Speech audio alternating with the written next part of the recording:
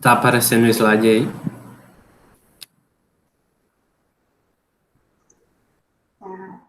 Tá, sim.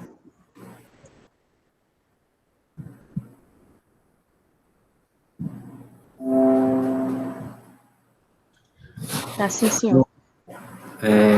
A gente hoje vai falar do sistema urinário e, como a gente já tinha avisado lá no grupo, a gente vai falar hoje do sistema completo, porque o sistema em si não tem muita coisa, então, para poupar tempo, né, otimizar, a gente vai falar de tudo numa aula só. Então, a primeira coisa seria justamente a introdução sobre o sistema urinário, né? E a gente começa destacando quais são os órgãos que compõem esse sistema. A gente vai ter os rins, que são o principal órgão e o órgão mais funcional, certo, do sistema urinário. A gente tem os cálices renais, que são divididos em menores e maiores. A gente vai ter as pelvis renais, né, uma direita e esquerda, os ureteres, a bexiga urinária e a uretra masculina. A uretra masculina e feminina. Em relação à localização do sistema urinário, a gente vai ver que boa parte dele vai estar localizada na cavidade abdominal, certo? E aqui destacando os órgãos que estão na cavidade abdominal, que são os rins, os cálices renais, as pelvis renais e uma parte dos ureteres. Outra parte do sistema excretor, né, do sistema urinário, vai estar na cavidade pélvica, que é justamente a outra porção dos ureteres, a bexiga urinária e uma parte da uretra. E a porção mais final da uretra, né, a porção distal, vai estar no períneo anterior. E aí a definição do períneo é aquela mesma que a gente viu lá em sistema reprodutor. Em relação às funções do sistema urinário, a gente vai ver que esse sistema é um sistema bem importante para a homeostase, né, do nosso organismo. Então, ele vai ser responsável por várias coisas que vão manter o nosso corpo em harmonia. E aí a primeira função, né, que a gente destaca aqui seria o controle dos fluidos corporais. Então, a gente vai ter o balanço hídrico do nosso corpo controlado por esse sistema. A gente também tem os rins produzindo alguns hormônios, né, como é o caso da renina, que vocês vão ver mais detalhadamente em fisiologia. Os rins, eles têm um importante papel no controle da pressão arterial sistêmica, tanto pelo controle de fluidos, como também pelo controle de sais, né, que isso aí também vocês vão ver mais detalhadamente em fisiologia. Assim como ele também é importante para controlar o pH sanguíneo, porque ele vai controlar a excreção de H+, e bicarbonato, o que vai controlar o pH sanguíneo. Excreção de metabólitos, né, acho que é a função mais conhecida. E, por fim, formação, condução, armazenamento e excreção da urina. E aí, o primeiro órgão desse sistema vai ser o rim, e é o mais importante, é o que tem mais coisas assim para ser estudado, é o rim. E aí, começando com as funções.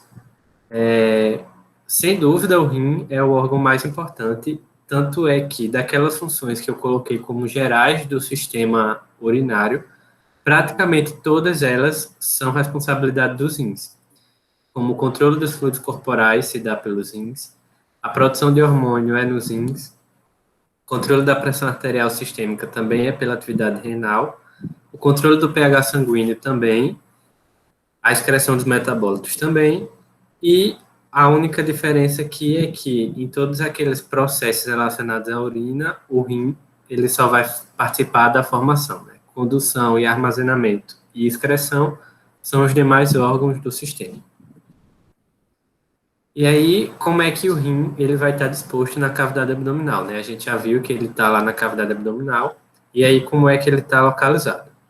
O rim, ele é um órgão retroperitoneal, e aí, não sei se vocês lembram lá do sistema digestório, que o peritônio, né, é a membrana serosa que envolve a maioria dos órgãos abdominais.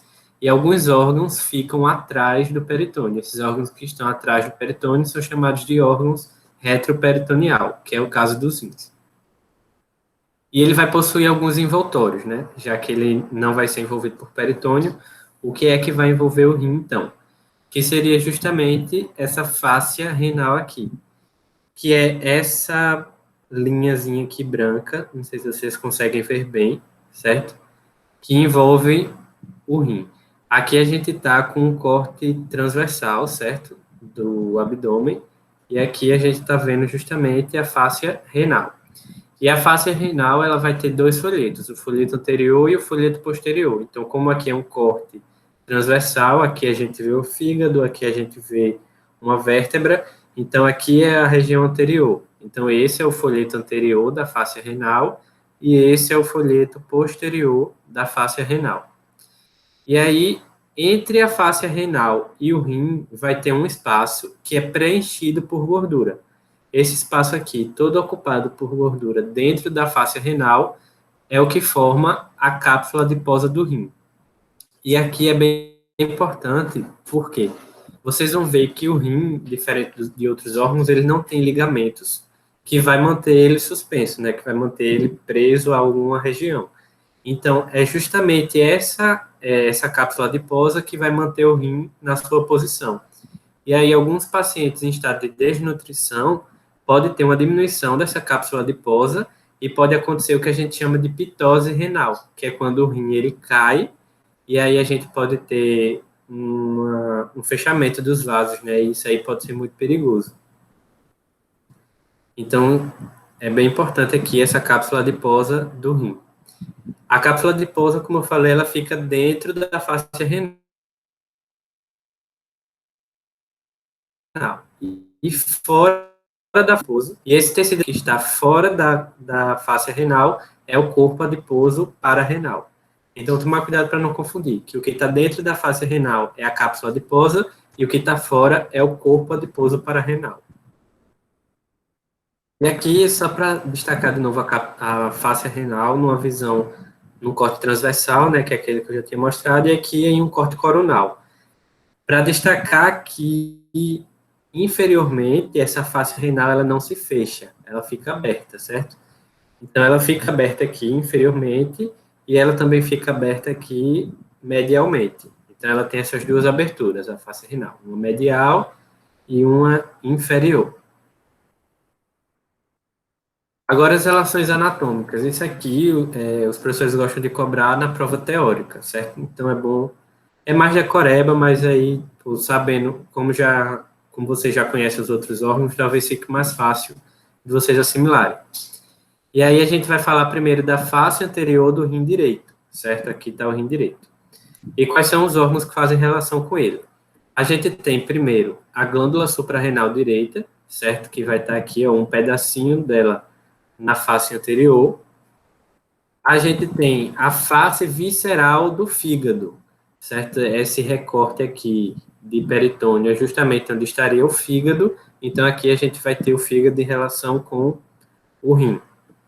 A gente tem também a porção descendente do duodeno, certo? Aqui. A flexura cólica direita, que estaria aqui nessa região, né? Nesse corte aqui de peritônio. E as alças intestinais, mais nessa região aqui, certo? Fazendo relação com o rim. E aqui eu destaquei, não sei se vocês perceberam, algumas dessas relações em azul mais escuro e outras em azul mais claro, para destacar que entre alguns desses órgãos e o rim, a gente vai ter peritônio, e entre outros, não. Nesse caso aqui, dos azuis escuro, a gente não vai ter peritônio entre o órgão e o rim. No caso, entre a glândula suprarrenal e o rim, a gente não tem peritônio. Entre a porção descendente do duodeno e o rim, a gente não tem peritônio. Por quê? Porque esses órgãos que estão destacados aqui de azul mais escuro, eles também são retroperitoneais, enquanto que esses outros, eles são intraperitoneais. Então, por exemplo, se a face visceral do fígado ele está dentro do peritônio e o rim está atrás, entre o fígado e o rim, a gente vai ter, sim, peritônio. O que não acontece com a glândula suprarrenal, que também está atrás do peritônio, assim como o rim, certo? Agora, em relação à face anterior esquerda, né? Do lado esquerdo, a gente vai ter outros órgãos, então, outras relações. A gente tem a glândula suprarrenal esquerda, a gente vai ter o baço, certo? Aqui. A gente tem a cauda do pâncreas, vocês estão vendo aqui, o estômago, a flexura cólica esquerda e as alças intestinais. E aqui, mais uma vez, eu destaquei em azul escuro aqueles que não têm peritônio, certo? Entre eles e o rim. E em azul claro, aqueles que têm peritônio. E aqui eu coloquei um asterisco no baço e no estômago, porque o peritônio que está entre eles e o rim é justamente o peritônio aumental, que é o peritônio que vai formar o aumento, que vocês viram lá em digestório. Nas faces posterior, certo, a gente vai ter as mesmas relações, tanto para o rim direito quanto para o rim esquerdo. E aí a gente vê o diafragma, certo, que ocuparia essa região verde, aqui. A gente tem um músculo psoas maior, que seria esse rosinha mais claro aqui, certo, esse lilás. A gente tem o músculo quadrado lombar, que é o amarelo, e a gente tem a aponeurose do músculo transverso do abdômen, que é esse mais lateral aqui, certo? Além disso, a gente também vai ter alguns nervos e alguns vasos que vão se relacionar com a face posterior dos rins. E aí a única diferença que a gente tem na face posterior em relação ao rim direito e ao rim esquerdo é que o rim direito, ele vai ter relação com a 12ª costela, que passa aqui, enquanto o rim esquerdo, ele vai ter relação tanto com a 12ª quanto com a 11ª costela. E mais para frente vocês vão entender o porquê disso. Agora as relações da margem lateral medial e dos polos superior e inferior. Na margem lateral, a gente vai ter, certo? Margem lateral aqui e aqui. Para o rim esquerdo, a gente vai ter o baço e o colo descendente. E para o rim direito, o fígado. Já na margem medial, todos eles vão estar em relação com a glândula suprarrenal, a pelve renal e o ureter. No polo superior, ambos vão ter a glândula suprarrenal e, especificamente no rim esquerdo, a gente tem o baço. E o polo inferior não está em relação com nenhum órgão, mas ele está a uma distância da crista ilíaca. No caso do rim esquerdo, a 5 centímetros, e do rim direito a 4 centímetros. Agora, para falar da morfologia externa. É justamente aqui as diferenças que a gente tem entre o rim direito e o rim esquerdo, que o rim direito ele é mais baixo, enquanto o rim esquerdo ele é mais alto. E é por isso que o rim direito ele só tem relação com uma costela, enquanto que o rim esquerdo ele tem relação com duas. E o fato do direito ser mais baixo do que o esquerdo é justamente por causa do fígado. A presença do fígado no lado direito faz com que o rim direito ele seja um pouco mais baixo do que o esquerdo. Além disso, o rim direito ele é mais longo. Vocês viram lá que a distância dele para a crista ilíaca ela é menor do que o rim esquerdo. E o rim direito ele é mais largo, ele é menos largo, né? Ele é mais estreitinho, enquanto o rim esquerdo ele é mais largo. E aí outra consideração importante é que no homem o rim ele é mais pesado. Então o rim masculino ele é mais pesado do que o rim feminino. E agora os elementos dos rins, certo? A gente vai ter as faces. Isso aqui é bem simples, né? A gente tem face anterior e face posterior. E aí o que é que a gente destaca? Que a face anterior ela é convexa e a face posterior ela é plana. E aí mais uma vez eu destaco, né? Eu já tinha comentado isso lá em testículos, mas que essa ideia de convexidade, de ser plano ou não, isso serve mais, funciona mais para quando o órgão ele está ainda no corpo, né? Para o órgão em vivo. No caso das peças anatômicas lá do laboratório, a gente não consegue ver essa distinção de convexidade, porque eles já estão amassados e tudo mais, aí não dá para a gente diferenciar bem por isso. Então, depois vocês vão ver direitinho como é que a gente diferencia o lado, a face anterior da posterior, e não é por essa relação aqui. Em relação às extremidades, a gente tem a extremidade superior e a extremidade inferior. A diferença entre elas. A superior ela é mais larga e delgada, e ela está mais direcionada para medial. Enquanto que a inferior ela é mais grossa e pontiaguda, e está mais direcionada para a lateral. Esse rim aqui, ele dá para a gente ver bem essa disposição, certo? O rim, ele é meio inclinado, assim, e aí, no sentido superior e inferior, a gente tem uma inclinação de medial para lateral. Então, o polo superior, ele está mais para medial, e o polo inferior, ele está mais para lateral. E aí, mais uma vez, essa relação de larga e delgada, grossa e pontiaguda não é suficiente para a gente diferenciar qual é o rim qual é o polo superior e qual é o polo inferior. Isso são características para o rim in vivo, certo? E aí a gente tem também as margens, que a gente vai ter a margem lateral e a margem medial.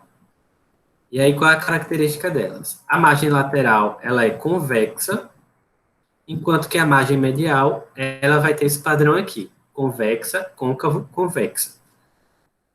E aí aqui eu destaco para vocês, certo? Convexa, côncavo, convexa. E as margens, sim, a gente consegue diferenciar bem no laboratório qual é a margem medial e qual é a margem lateral. Justamente porque essa característica aqui ela é bem marcante e fácil de observar. Então, a partir das margens, a gente consegue diferenciar o que é medial e o que é lateral. Porém, para a gente poder determinar se um rim ele é direito ou esquerdo, a gente precisa saber também o que é superior e o que é inferior, e o que é anterior e o que é posterior. E como é que a gente vai saber isso? A gente tem uma estrutura aqui, certo? Que aí vocês já viram em vários outros órgãos, nos testículos, nos ovários, no rim, que é o hilo, que é justamente uma abertura por onde vão entrar vasos, nervos e outras estruturas. Então, o rim também tem um hilo, que é o hilo renal. E esse hilo renal, ele vai dividir essa margem, certo? A margem medial, em duas porções, que seria a porção suprahilar e a porção infrahilar. Suprahilar acima do hilo e infrahilar abaixo do hilo. E isso são as margens. Certo? Só para destacar aqui. E aí, entrando no hilo, a gente vai ter o pedículo renal.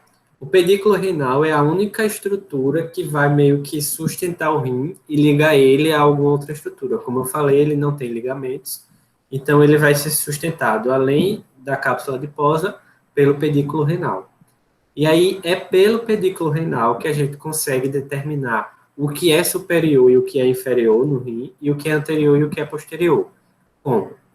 Ele vai ter três elementos principais que a gente costuma usar nessa técnicazinha aqui para decorar, que é VAP. E aqui a gente vai ter o V correspondendo à veia renal, o A artéria renal e o P a pelve renal.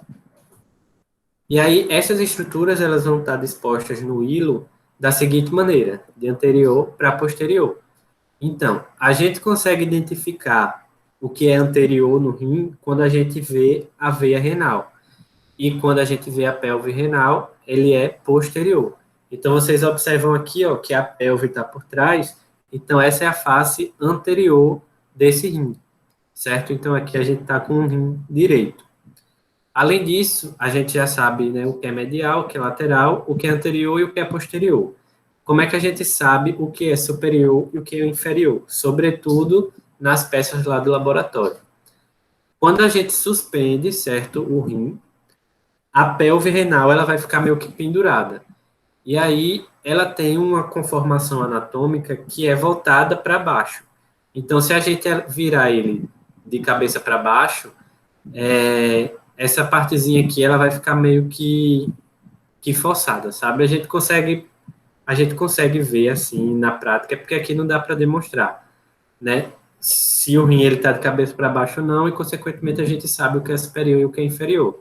Então, quando a gente suspende o rim, a pelve renal ela deve sempre cair para inferior.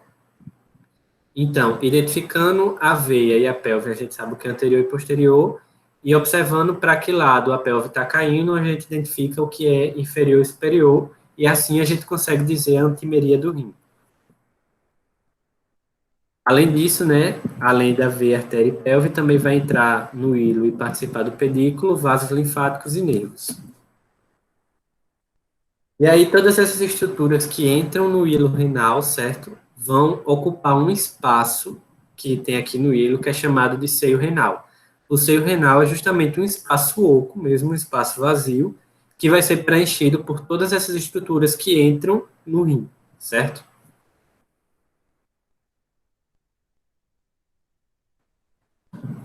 E aí, revestindo os rins, a gente vai ter essa estrutura aqui, que é a cápsula fibrosa dos rins. E essa imagem aqui é lá do laboratório, certo? Que eu botei para vocês verem que dá para ver, alguns rins preservam essa cápsula fibrosa, então é possível cobrar, sim, prova prática, como é o caso aqui, né? Esse alfinete está apontando justamente a cápsula fibrosa. E essa cápsula fibrosa ela vai revestir tanto a superfície externa do rim quanto o seio renal. Então, ela reveste a superfície externa, entra pelo hilo e reveste o seio renal, certo? E aí, tomar cuidado para não confundir a cápsula fibrosa do rim com a fáscia renal. Eu até coloquei aqui uma imagem para a gente diferenciar, certo? Que a cápsula fibrosa ela está bem aderida ao rim, enquanto a fáscia renal ela reveste assim com um certo espaço, né, que é onde vai ficar justamente a cápsula adiposa. E aqui a gente consegue ver, ó, duas marquinhas brancas, que seria justamente a fáscia, e essa mais interna seria a cápsula fibrosa. Então, só tomar cuidado para não confundir. E agora, partindo para a morfologia interna, certo? A gente vai ter duas estruturas básicas, certo, do rim, que é o córtex e a medula. O córtex, como em todos os outros órgãos, é a porção mais externa e a medula é a porção mais interna, certo? E aqui, só em outra imagem, para vocês verem também, o córtex renal, a medula renal, dá para diferenciar bem, eles têm uma coloração bem diferenciada, certo? Aqui é uma peça lá do laboratório, a gente tem aqui o córtex renal e a medula renal. E aí vai ter alguns elementos importantes, certo, nesse córtex, nessa medula.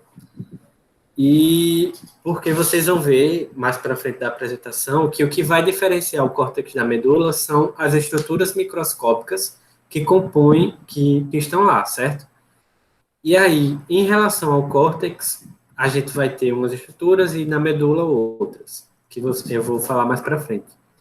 Mas aí no córtex a gente tem algumas projeções de tecido medular. Não sei se vocês conseguem ver algumas linhazinhas mais escuras em relação ao córtex. E aí, essas linhazinhas que saem da medula e vão para o córtex são chamados de raios medulares. Além disso, a gente vai ter o labirinto cortical. O labirinto cortical nada mais é do que o tecido cortical que está entre os raios medulares. E outra estrutura importante é o córtex cortical. E aí eu botei aqui a definição de cada uma, porque isso costuma confundir um pouco. E aí só para a gente destacar. Os raios medulares é uma parte estirada da medula renal que se irradia para o córtex renal, mas sem alcançar a cápsula fibrosa do rim. Então, os raios medulares eles não chegam até a superfície, certo? Formado pela parte reta dos túbulos renais e túbulos coletores corticais. Isso aqui eu vou destacar mais para frente, detalhar melhor. Labirinto cortical, ele é formado por corpúsculos renais e túbulos contorcidos e consiste no tecido cortical que dispõe entre os raios medulares, como eu falei. É o tecido cortical que está entre os raios medulares. E o córtex cortical é a parte do labirinto cortical entre os ápices dos raios medulares e a cápsula fibrosa dos rins. Então, como eu falei, né, os raios medulares eles não atingem a cápsula fibrosa, eles não chegam à superfície. Então, essa região aqui, entre a cápsula fibrosa e o final dos raios medulares, é o córtex cortical. E aí, vamos lá. Alguns elementos do córtex renal, a gente vai ter aqui, ó. Vocês percebem que o córtex renal, ele envolve toda uma região medular. E aí, isso vai dividir algumas regiões do córtex. A gente tem o arco cortical, que é essa parte aqui de cima, e aqui nas laterais a gente vai ter as colunas corticais, certo? Enquanto que a região medular, toda ela é chamada de pirâmide medular. Então, aqui tem que tomar cuidado que, na prova prática, se tiver um alfinete em alguma dessas regiões, não é para colocar medula ou córtex renal, mas sim, se tiver aqui, vai ser arco renal, aqui, coluna renal, E se tiver na medula, vai ser pirâmide renal. E aí, essas estruturas são importantes para a gente diferenciar os lobos renais. Um lobo renal ele é formado por duas hemicolunas, mais uma pirâmide renal e o arco renal correspondente. Ou seja, eu pego essa coluna aqui e divido na metade. Então, uma metade faz parte desse lobo e a outra metade faz parte desse outro lobo. Então, eu tenho duas metades de coluna renal, um arco cortical e uma pirâmide formando o lobo renal, certo? Já o lóbulo renal, não dá para a gente destacar aqui, mas é a junção de um labirinto cortical, um raio medular. E aí, outra estrutura importante aqui nos rins é a papila renal. A papila renal é a estrutura que vai coletar a urina que é formada aqui. Então, a urina que é formada aqui, ela pinga, ela goteja na papila renal, e a papila renal redireciona para os cálices. E aí, a papila, essa estruturazinha aqui, né, esse espaçozinho, essa peça é lá do laboratório, então dá para ver, sim, a papila, certo? A papila, ela possui uma área cribiforme e forames papilares, certo? A área cribiforme é justamente uma área toda perfurada e as perfurações são os forames papilares. Eu procurei alguma imagem para destacar isso, mas eu não achei, mas dá para ver bem claramente, certo? Esses furinhos. E aí, vamos lá. A gente já viu que o rim ele vai se dividir em córtex e medula. Porém, tanto o córtex quanto a medula vão ter outras divisões. Só que essas divisões elas são mais microscópicas. Não dá para ser cobrado em prova prática, mas costuma ser cobrado em prova teórica. E aí, no córtex renal, a gente vai ter o córtex externo e o córtex justaglomerular. Enquanto que a medula renal, a gente vai ter a medula externa e que a medula externa, por sua vez, ainda é subdividida em estria interna e estria externa, e a medula interna. Então, a gente tem córtex externo, córtex justaglomerular, medula externa, que tem a estria interna e a estria externa, e a medula interna. Certo? E aí, o que é que vai ter em cada uma dessas regiões? Como eu falei, as regiões de córtex e medula, elas se diferenciam pelas estruturas que estão lá.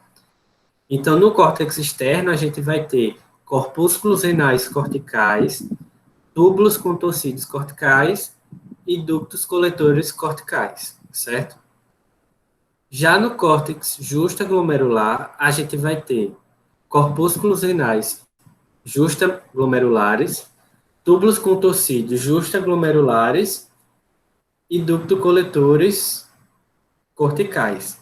No caso aqui, o ducto coletor ele se diferencia só é cortical e medular, e aí vocês vão ver melhor em outra imagem que eu vou mostrar, certo?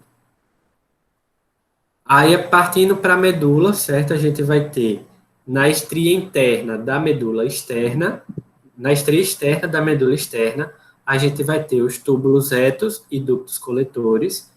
Na estria interna da medula externa, a gente tem porção descendente delgada da alça de Henle, porção ascendente espessa da alça de Henle e ductos coletores.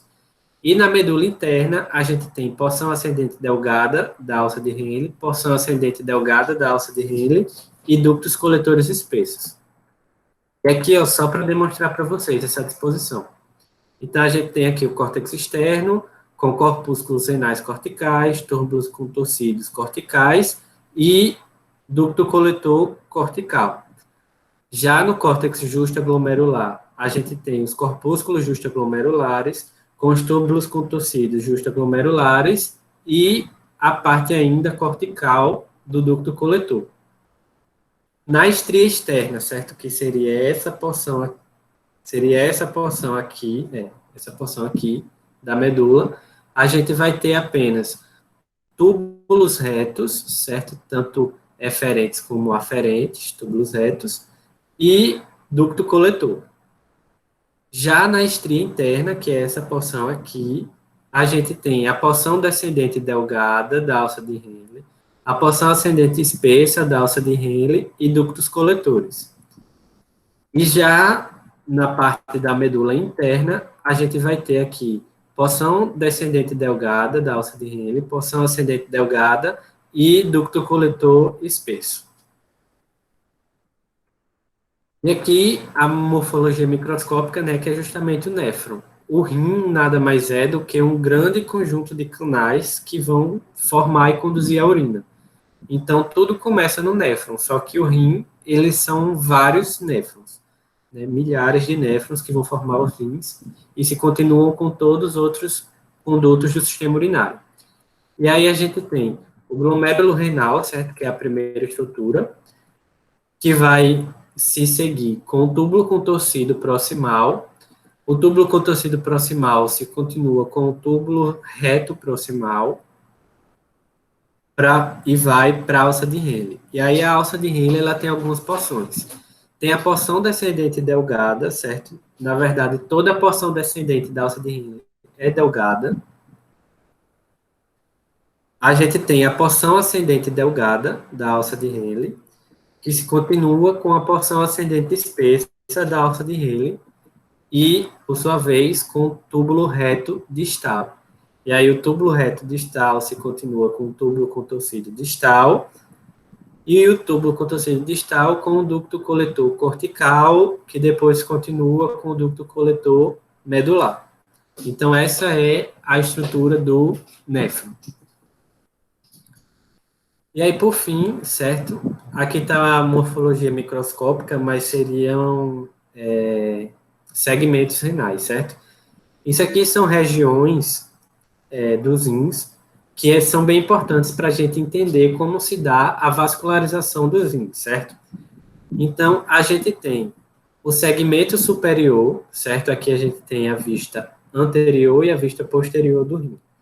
Então, a gente tem o segmento superior, certo? Que ele está presente tanto na vista anterior quanto na posterior, e o segmento inferior também, tanto na vista anterior quanto na vista posterior. Além disso, na vista anterior, a gente vai ter dois segmentos, o segmento antero-superior e o segmento antero-inferior, enquanto que na vista posterior a gente tem um único segmento, que é o segmento posterior. Então, a gente vai ter 5 segmentos renais, que é o superior, o inferior, o antero-superior, antero-inferior e o posterior. Isso é muito importante para a gente entender a irrigação e a inervação renal. Então, vamos lá. A irrigação arterial, ela vai partir da artéria aorta abdominal, que é esse vaso aqui, certo? Que vocês observam. Aqui é a artéria, aqui é a veia cava. E a artéria, ela vai emitir, a artéria aorta, ela vai emitir a artéria renal, certo? A gente tem aqui a artéria aorta, né, porção abdominal, e a artéria renal. E aí, da artéria renal, vão partir todos os vasos do rim. Primeiramente, essa artéria renal ela vai se dividir em 2 braços, né, 2 ramos, que é o ramo anterior e o ramo posterior, que é esse aqui atrás. E aí, desses ramos anterior e posterior, vão sair artérias segmentares. E essas artérias segmentares vão justamente para cada um daqueles segmentos renais. A gente tem a artéria segmentar superior, a artéria segmentar antero-superior, a artéria segmentar antero-inferior, a artéria segmentar inferior e a artéria segmentar posterior, que é essa aqui de trás. De cada uma dessas artérias segmentares vão sair as artérias arqueadas, que são essas artérias aqui. E das artérias arqueadas, não, desculpa. Das artérias segmentares, primeiro saem as artérias lobares, certo? Que são essas aqui que vão subindo na coluna cortical, e das lobares que saem as artérias arqueadas. Então, as lobares, elas estão nas colunas corticais e as arqueadas nos arcos corticais. E aí, das artérias arqueadas vão sair as artérias lobulares, que vão para os lóbulos renais. Além disso, a gente tem aqui essa artériazinha que sai antes da divisão em ramo anterior e posterior, que é a artéria capsular, e essas outras artériazinhas aqui, certo, que saem do rim, que são as artérias perfurantes, elas de fato perfuram os rins. E aí essas artérias perfurantes, elas vão se encontrar, se anastomosar com ramos dessa artéria aqui, da artéria capsular. A artéria capsular vai vascularizar toda a cápsula, certo? Então, essas artérias perfurantes se encontram com essa artéria aqui. E aí, só para recapitular e fixar melhor essa irrigação arterial. A gente tem a artéria renal, certo? Que vai se dividir em porção anterior e porção posterior, ou ramo anterior e ramo posterior, braço anterior e braço posterior, dando mesmo. Aí da porção anterior vão sair 4 artérias segmentares, que é a artéria segmentar superior, a artéria segmentar antero-superior, a artéria segmentar antero-inferior e a artéria segmentar inferior. E da porção posterior vai sair apenas a artéria segmentar posterior. Além disso, a gente tem também aqui o ramo capsular, que vai para a cápsula renal. E aí, cada artéria segmentar, ela vai formar uma artéria interlobar, certo? Entre os lobos, que se continua com as artérias arqueadas, que estão aqui nos arcos renais, e vão emitir as artérias interlobulares. Essa setinha aqui era para estar um pouquinho mais aqui embaixo, certo? Mas aí são as artérias interlobares. E aí a gente tem também as artérias perfurantes, que são justamente essas aqui, que perfuram o rim e vão se encontrar com os ramos da artéria capsular. A gente viu lá que a gente tem as artérias interlobulares, que saem das artérias arqueadas, e essas artérias interlobulares vão ser delas que vão sair as artérias que vão irrigar o néfron, certo? Que vão conduzir o sangue para ser filtrado e ter todo o processo lá fisiológico de formação da urina. Então, da artéria interlobular vai sair a arteríola aferente, que é essa que chega no glomérulo. Quando essa arteríola chega no glomérulo, ela vai formar os capilares glomerulares, que é onde a gente vai ter justamente a filtração, né, o processo de filtração renal. Os capilares glomerulares se juntam novamente para formar a arteríola eferente, que é essa que sai do glomérulo. E aí a arteríola eferente se continua com a arteríola reta, certo? A arteríola reta, ela vai meio que seguir todo o resto, certo? Todos os outros ductos, tubos contorcidos, alça de Rayleigh, ducto coletor. A arteríola reta, ela vai seguir toda essa extensão. E a arteríola reta, por sua vez, vai formar os capilares peritubulares, que é onde a gente vai ter a reabsorção, certo? E secreção dos metabólitos, que se continua com o sistema venoso.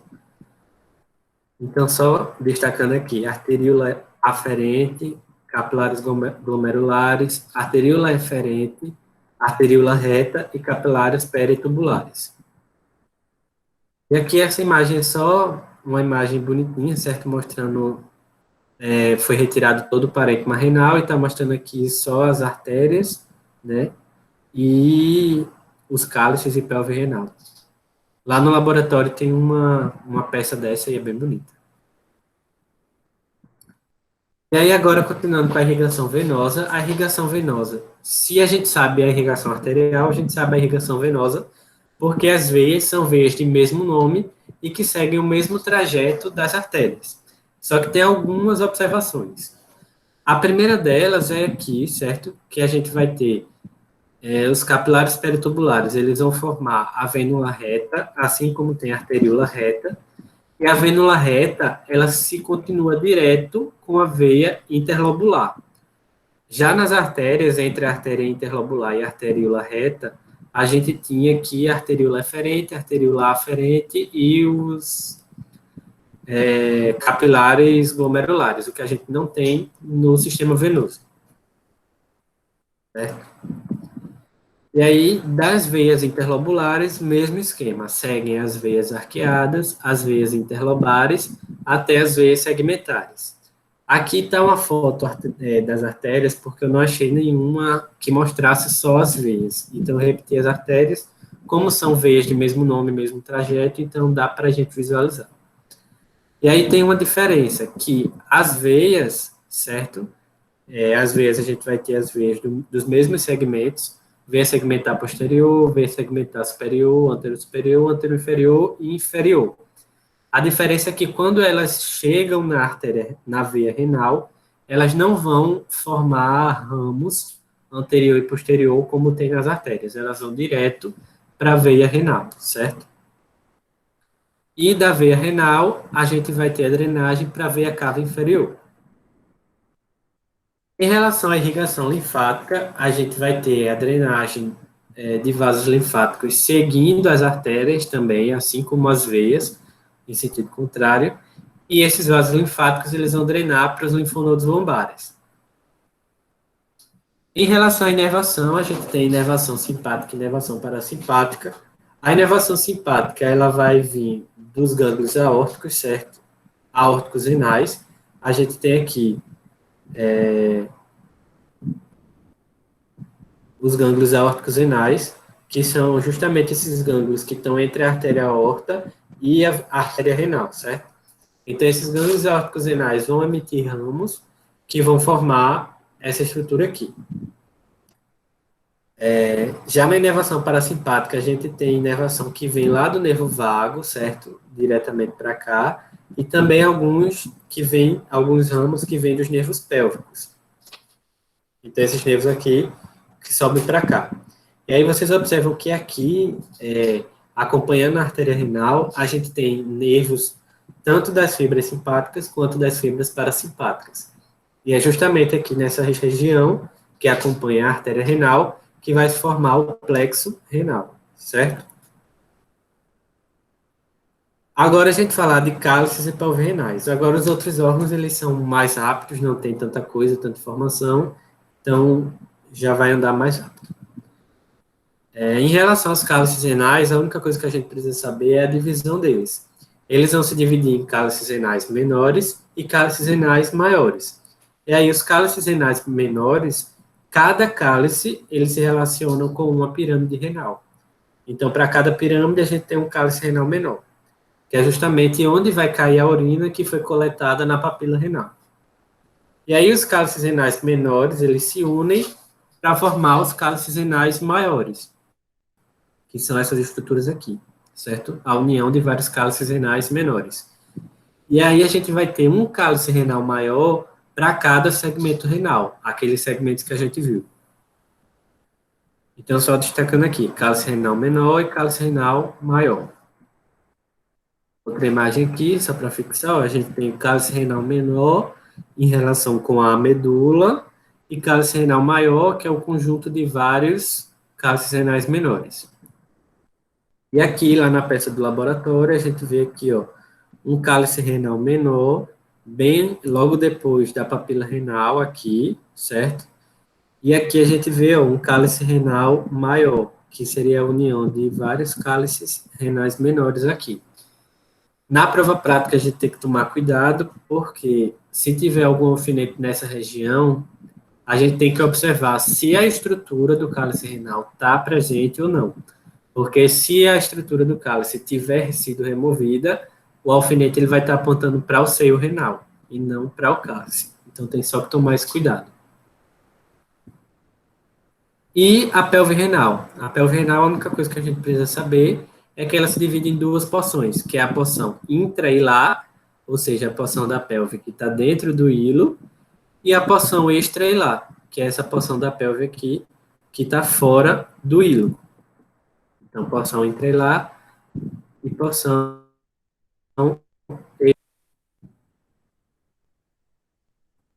E aí, só mais uma imagem aqui, para a gente ver essa peça lá do laboratório também. Aqui a porção extra-hilar da pelve renal, certo? Onde está indicado.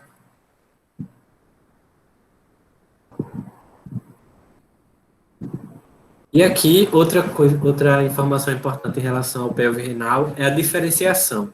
Até onde vai a pelve extra-hilar e onde começa o ureter, né? Onde termina a pelve renal e onde começa o ureter. Porque eles são estruturas que se continuam. E aí foi adotada uma convenção que a porção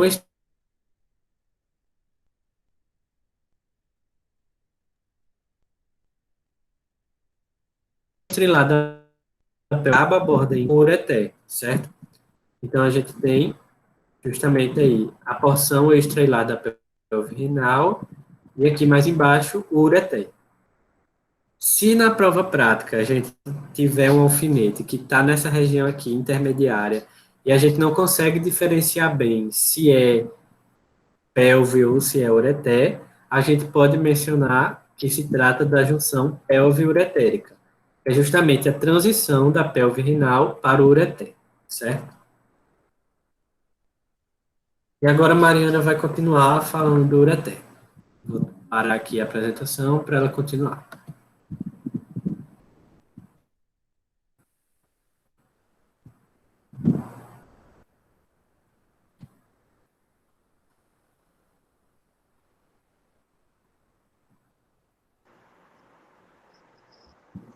Deixa eu abrir aqui.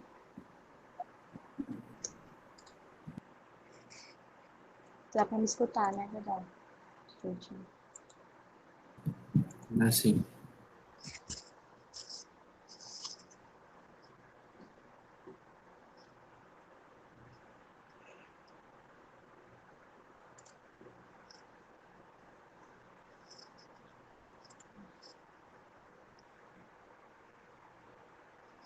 Então, continuando sobre o sistema urinário, nós temos o ureter, que ele é uma continuação da pelve renal, certo? A única função do ureter é conduzir a urina da bexiga urinária conduzir a urina do rim até a bexiga urinária, onde ela vai ser armazenada.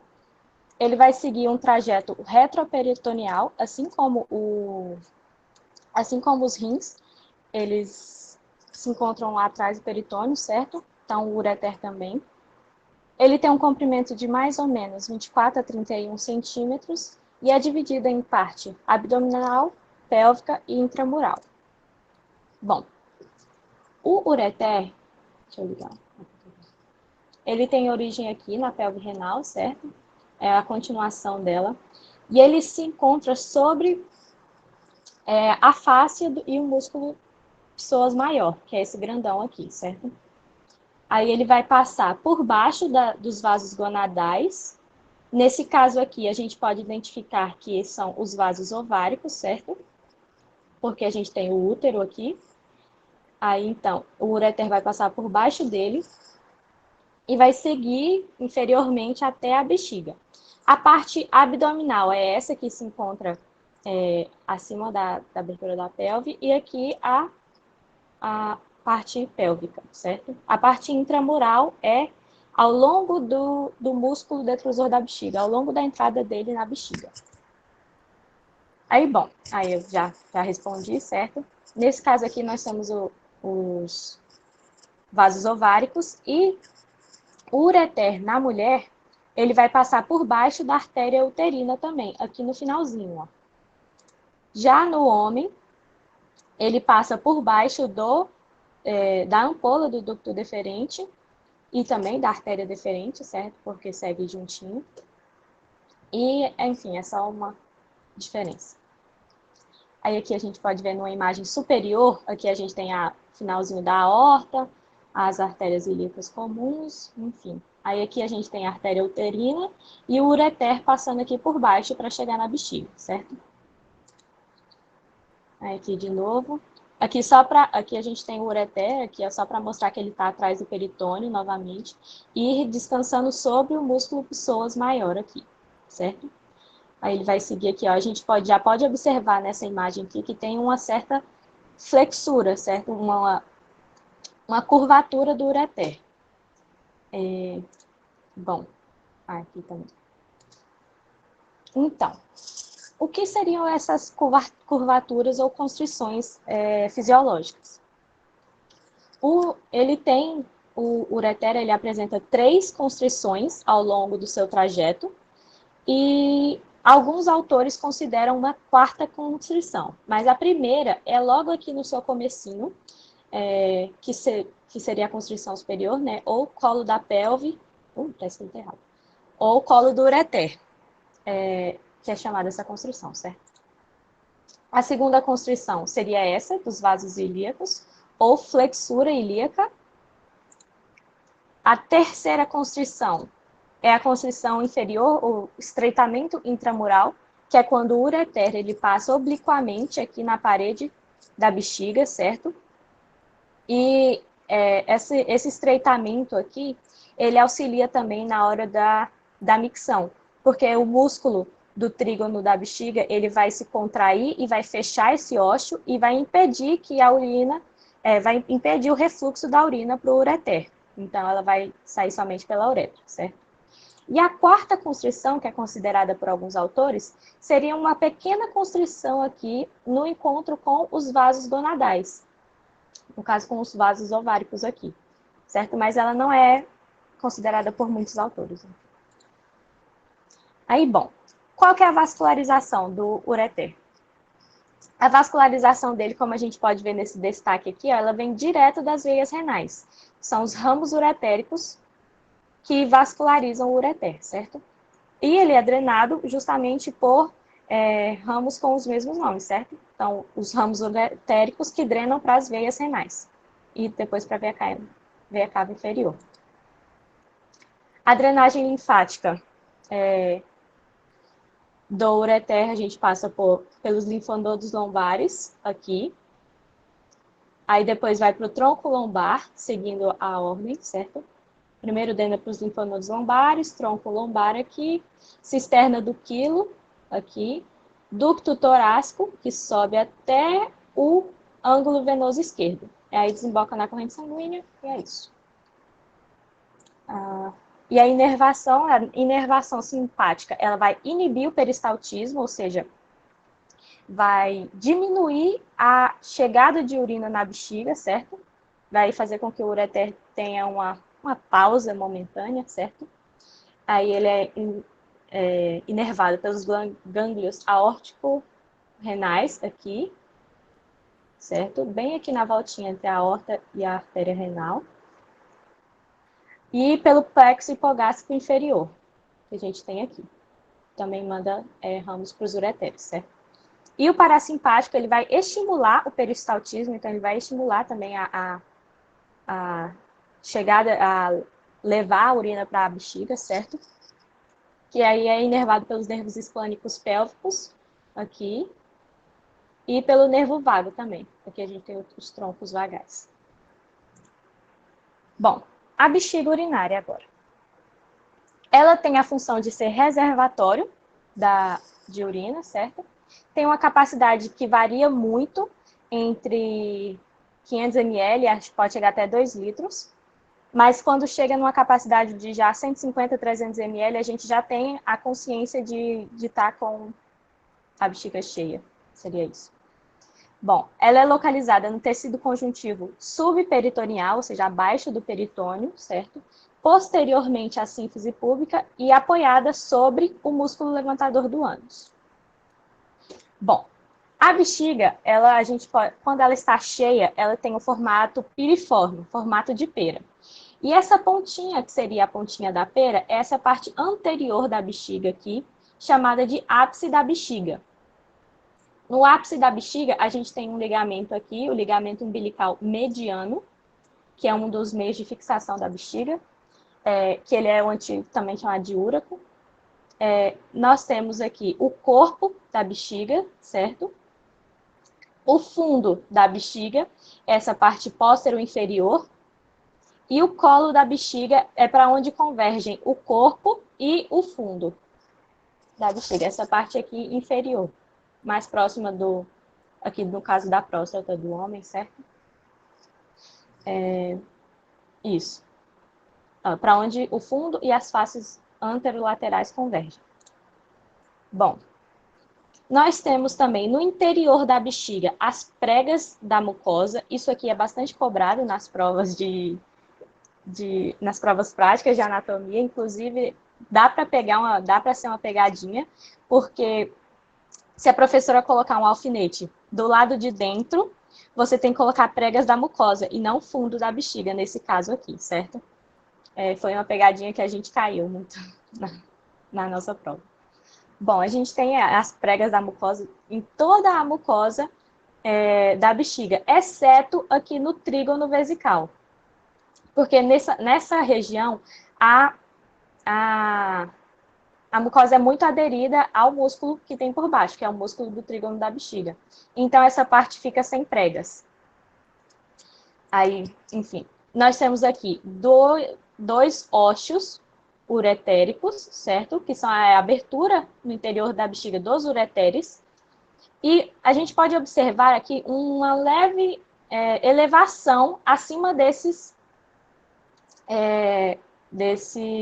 ósseos, certo? Que seria o toro uretérico. E essa prega aqui, que liga os dois ósseos, é chamada de prega interuretérica. A gente tem atrás dessa prega uma pequena fossa, que ela é mais visível somente ela é mais visível em homens idosos, que é a chamada fossa retrouretérica, que é essa fossa atrás da linha da prega interuretérica, certo? Aí nós temos aqui o trígono vesical, trígono da bexiga, certo?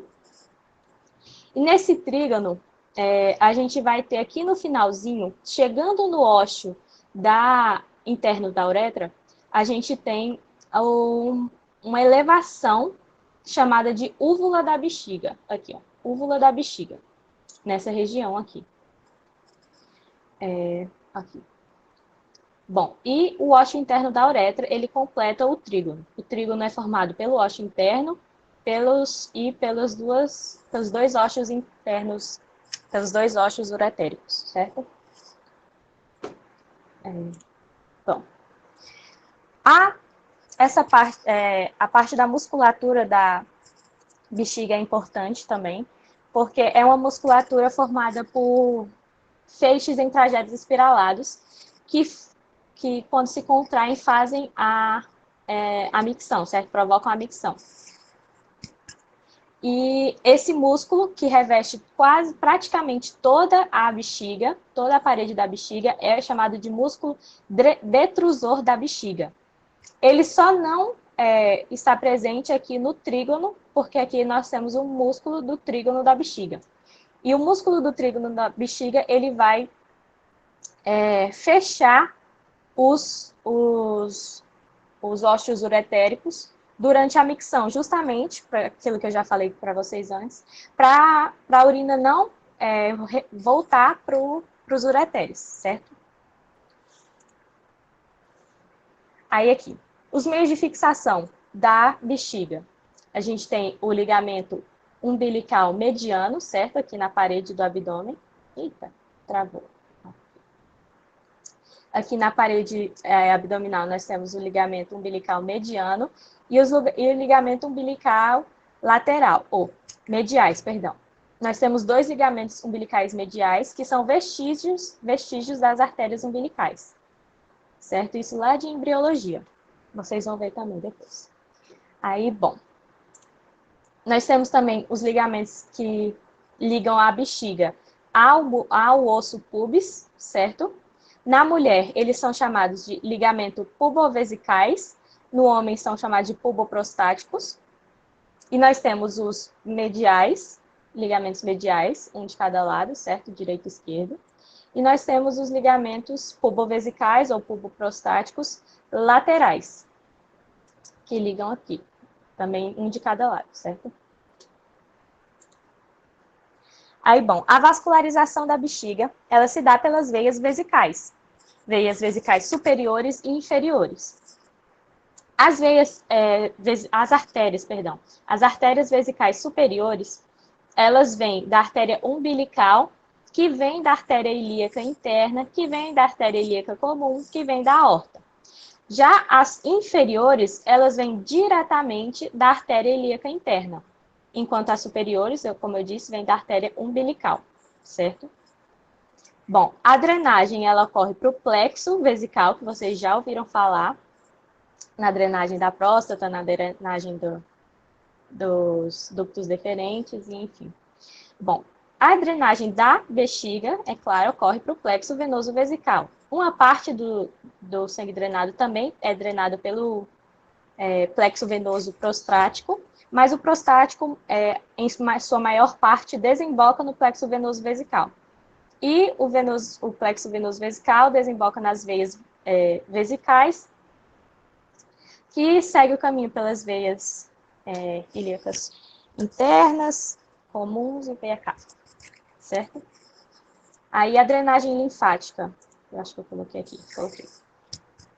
A drenagem linfática, ela ocorre pelos linfonodos pré-vesicais e retrovesicais e vesicais laterais, que a gente não tem nessa imagem aqui, que depois vão ser drenados para os linfonodos ilíacos internos, aqui a gente tem eles, e dos linfonodos ilíacos internos vão para o comum, do comum vai para o, enfim, para o tronco lombar e vai seguir até o ângulo venoso, um ângulo venoso esquerdo, certo?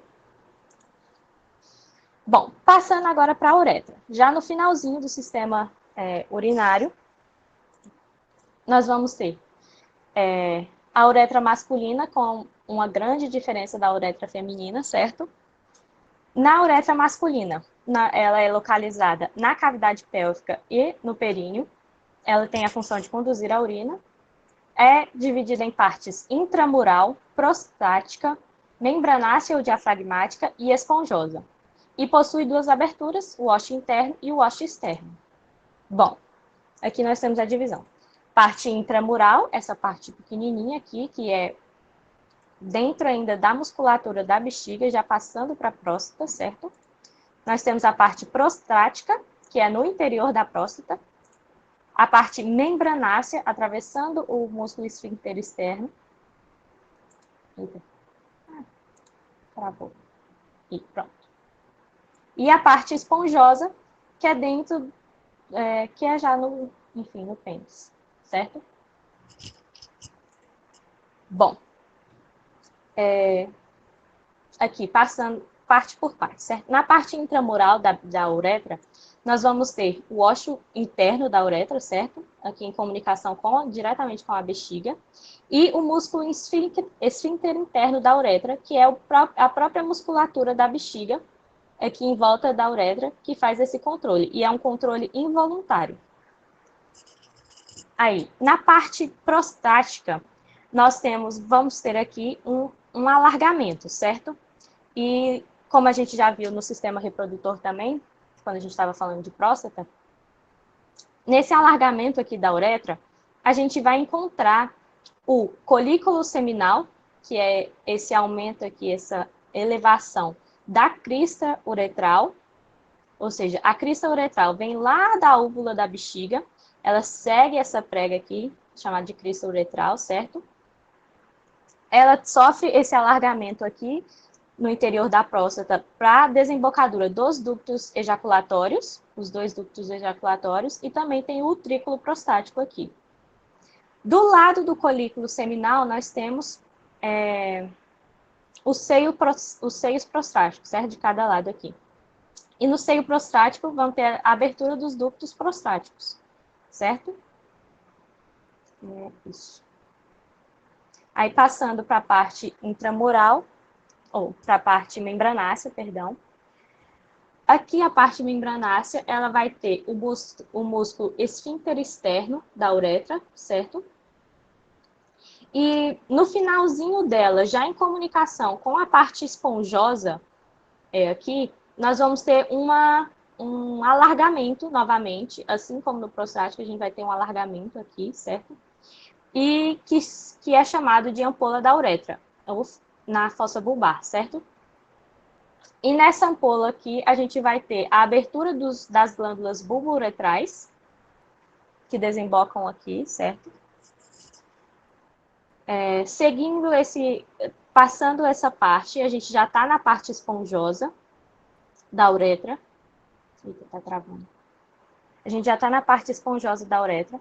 E a gente vai seguindo na uretra, né, ao longo da uretra, nós vamos encontrar glândulas uretrais. Isso não é aplicável em prova prática, porque elas são microscópicas, são glândulas da mucosa, que desembocam nas lacunas uretrais ao longo da uretra, certo?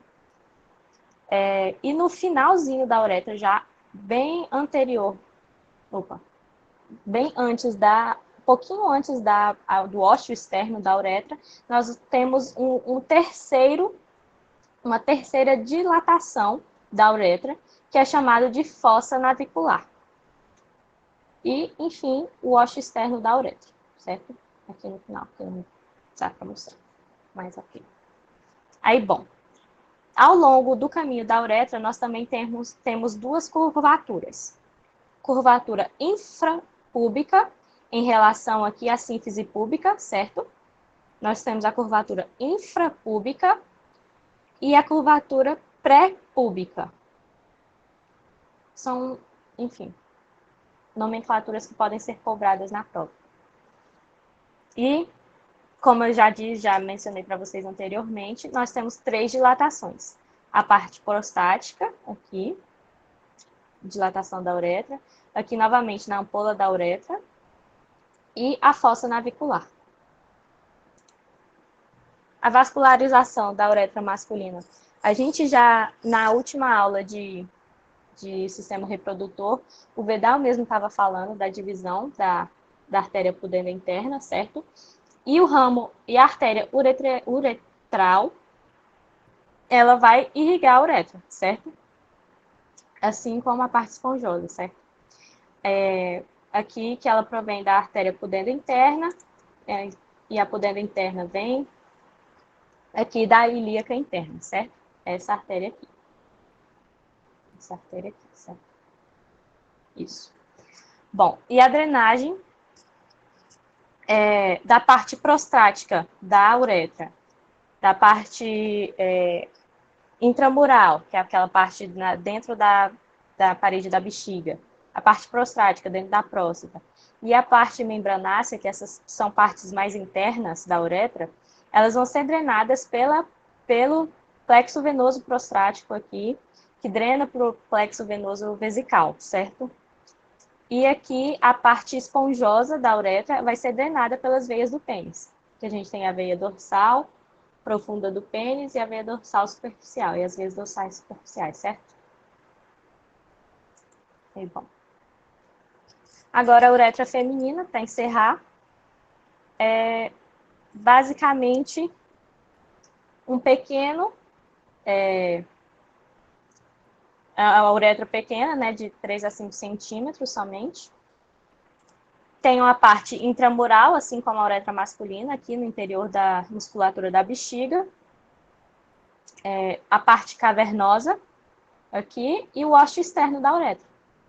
Ao longo da parte cavernosa, nós vamos encontrar aqui, vocês podem ver em azul, são as glândulas parauretrais. E essas glândulas parauretrais e glândulas uretrais, as glândulas uretrais vão desembocar nesses ósseos aqui, ao longo da parte cavernosa, e as glândulas parauretrais, através de um único ducto parauretral, eles vão desembocar aqui no ósseo da uretra, certo? No ósseo externo da uretra. Aqui nós temos o ósseo interno da uretra, a úvula da bexiga, certo? Essa parte, a parte cavernosa da uretra da mulher também é cheia de pregas da mucosa, e tem uma prega também que se destaca, que é a crista uretral, que é a continuação da úvula da bexiga. E é isso. Alguma dúvida, gente? Antes de encerrar a gravação? Vou assumir que não, então.